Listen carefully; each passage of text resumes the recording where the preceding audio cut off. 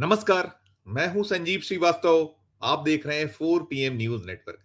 मित्रों, उत्तर प्रदेश के मुख्यमंत्री योगी आदित्यनाथ की मार्केटिंग बागेश्वर धाम के पीठाधीश्वर पंडित धीरेन्द्र कृष्ण शास्त्री को बेहद बेहद महंगी पड़ गई है। कोर्ट ने उन्हें नोटिस थमा दिया है और 20 मई को बाबा बागेश्वर को कोर्ट में उपस्थित होने के आदेश दिए गए हैं।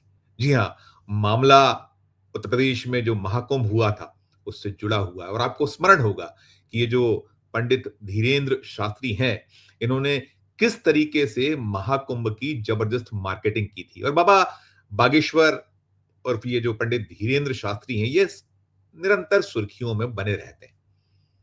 इनके जो हिंदुत्व की पैरोकारी या ये सनातन की झंडा बरदारी लगातार करते हैं और अपने जो बयान हैं उसे लेकर ये सुर्खियों में रहते हैं और आपको स्मरण होगा कि कुछ महीने पहले प्रधानमंत्री नरेंद्र मोदी बाबा बागेश्वर के धाम पहुंचे थे। वहां ये जो बहुत भव्य अस्पताल बनाने जा रहे हैं, उसका उन्होंने आधारशिला रखी थी और जो पंडित धीरेन्द्र शास्त्री हैं, इन्हें अपना छोटा भाई बताया था और इसकी बड़ी प्रतिक्रियाएं हुई थी।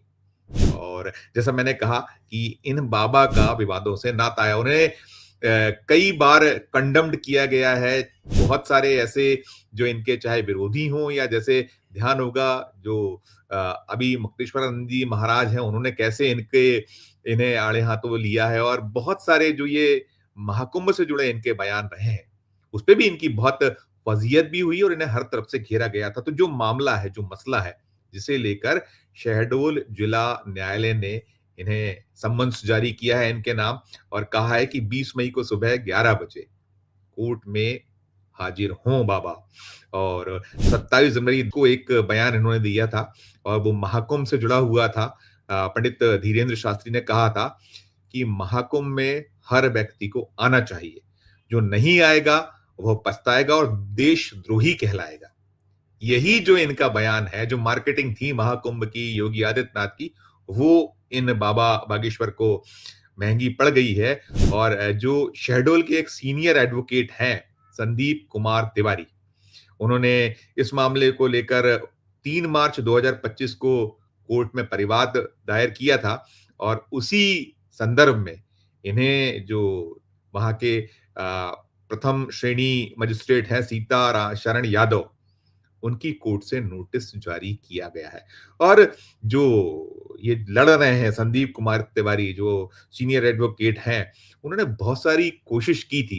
पहले वे इस पूरे मामले को पुलिस में ले गए थे, पुलिस में इस मामले में शिकायत नहीं हुई। उन्होंने पुलिस अधीक्षक से गुहार लगाई थी, वहाँ कुछ नहीं हो पाया। तो फिर जाकर इन्होंने शरण ली कोर्ट की और उन्होंने कहा, जो दलील है संदीप कुमार तिवारी की, जो उन्होंने वाद दायर किया, उसमें उन्होंने कहा है कि जो ये बयान जो है बाबा का था, ये संविधान की मूल भावना और धर्मनिरपेक्षता के विरुद्ध है। और सचमुच जो कहा जा रहा था, उन्होंने कोर्ट में लगाए गए परिवाद में सवाल भी उठाया है।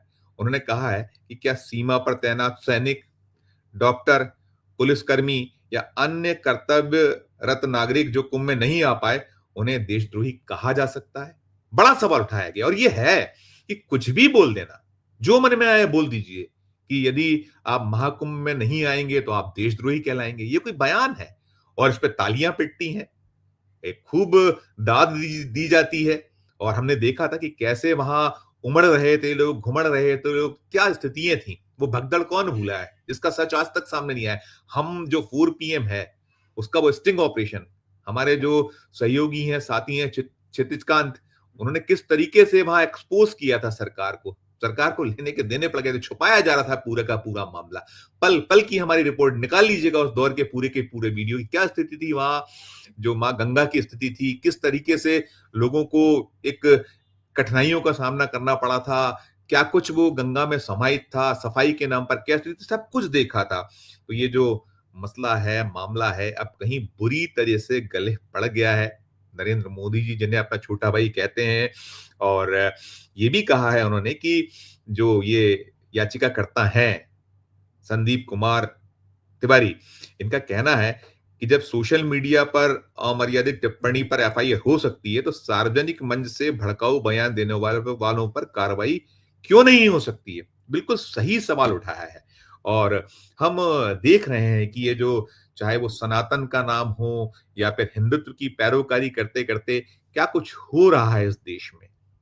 एक अलग तरह के का दृश्य है और जो ये इस तरीके के जो बाबा बागेश्वर जैसे एक लोग हैं या जो खुद को एक बहुत बड़ा एक धर्मगुरु के तौर पर प्रस्तुत करते हैं या जिस तरीके सनातन के पैरोकारी वो ठीक है अपनी जगह, उनके बहुत बड़ी संख्या में फॉलोअर्स हैं और वे लगातार अलग जगाने के लिए निकलते हैं। लेकिन जो बयानबाज़ी है, जिस तरीके से बोला जाता है, क्या वो जायज़ है, क्या वो उचित है?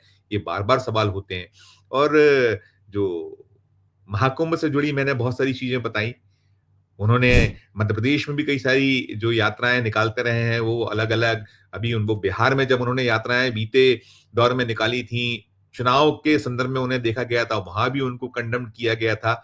बाबा बागेश्वर जो धाम है, उसके जो पीठाधीश्वर हैं, पंडित धीरेंद्र शास्त्री, इनसे किसी की कोई अदावत नहीं है और ना ही 4 पीएम की किसी तरीके की कोई उनका कोई हम कह लीजिए कि हमारा पूर्वाग्रह हो। लेकिन जो स्थितियाँ हैं, जो हालात हैं और ये चूँकि एक कह लीजिए रसूख जैसी स्थिति पैदा हो जाती है जब प्रधानमंत्री वहाँ पहुँचेंगे, उन्हें अपना छोटा भाई बताएँगे और इस सब के बीच क्यों पुलिस रिपोर्ट लिखेगी जैसा वो संदीप तिवारी परेशान हो रहे थे लगातार और वे रिपोर्ट तो जो संविधान में निहित हमें अधिकार मिले हुए उसी के तहत तो पुलिस के पास गए थे, उसी के तहत तो जो वहाँ के एसपी थे उनके पास गए थे, उन्होंने जगह-जगह गुहार लगाई थी। लेकिन कुछ नहीं हो पा रहा था और अंततः उन्हें कोर्ट जाना पड़ा और ये जो कोर्ट है, जिसने नोटिस जारी कर दिया है, तो काफ़ी प्रतिक्रिया हैं और हम ये देख या पा रहे हैं लगातार यहाँ मध्य प्रदेश में भी बहुत सारे ऐसे उनको लेकर विवाद रहे हैं, उनके छोटे भाई से जुड़े विवाद सभी ने देखे हैं। तो कुल जमा जो अब स्थितियाँ बनी हैं, जो परिस्थितियाँ हैं इस मामले में, जो महाकुंभ की वे मार्केटिंग कर रहे थे, वो जो उत्तर प्रदेश के मुख्यमंत्री योगी आदित्यनाथ के लिए एक पूरा का पूरा प्रचार कर रहे थे, एक पूरा उनका तंत्र वहाँ था और वो लगातार वहाँ जाते थे, बार-बार कहते थे और ये कहना कि जो महाकुंभ में नहीं जाएगा, वो देशद्रोही कहलाएगा। ये वास्तव में बेहद-बेहद आपत्तिजनक है और जैसा ये संदीप तिवारी ने कहा है, एडवोकेट संदीप तिवारी ने कि सोशल मीडिया पर टिप्पणियों पर तो सुमोटो एफआईआर भी हो जाती हैं, लोगों को धर लिया जाता है, जेल में डाल दिया जाता है, जमानतें नहीं होती हैं। बहुत सारे ऐसे मामले, मसले हम लोग देखते चले आ रहे हैं, लगातार हो रहे हैं। लेकिन जो ये वीवीआईपीज़ का दर्जा पाए लोग हैं, इन्हें लेकर बहुत असमंजस होता है। शिकायत तक दर्ज नहीं होती। कितने मामले हैं ऐसे, एक लंबी फ़हरिस्त है और जहाँ भारतीय जनता पार्टी की सरकार है और जो केंद्र से कनेक्टेड लोग हैं, तो डबल इंजन में सारा कुछ जो है, बार-बार यही निकल कर आता है। तो देखिए, जब वो 20 मई को पेश होंगे कोर्ट में, होते हैं, नहीं होते हैं, क्या निकल कर आता है, जो भी कुछ होगा, हम उससे जुड़ा जो आगे का अपडेट होगा इस खबर से जुड़ा, वो आप तक हमारे दर्शकों तक पहुँचाएँगे। लेकिन आप स्वयं इस मामले पर टिप्पणी कीजिएगा कि उस जो एक कह लीजिए एडवोकेट संदीप तिवारी, जिसने हिम्मत दिखाई, साहस दिखाया और अंततः मामले को कोर्ट तक ले जाने में सफल और उनकी माँग यही है कि इस पूरे मामले में एफआईआर दर्ज की जाए पंडित धीरेंद्र शास्त्री के खिलाफ और जो संवैधानिक या जो कानूनी जो इसमें पूरा पक्ष पहलू है, उसके तहत कार्रवाई की जाए। तो जो निकलेगा, जो सामने आएगा, वो हम आपको अपडेट पहुँचाएँगे। आपकी अपनी क्या टिप्पणी है इस पूरे मामले में? इस वीडियो के कमेंट बॉक्स में जाकर प्रकट कीजिएगा और खबर अच्छी लगे तो चैनल को लाइक कीजिएगा, सब्सक्राइब कीजिएगा, ज्वाइन का बटन दबाइएगा तो और हमारी हौसला अफ़ज़ाई होगी। प्यार और स्नेह बना रखिए और देखते रहिए 4 पीएम न्यूज़ नेटवर्क। धन्यवाद, नमस्कार।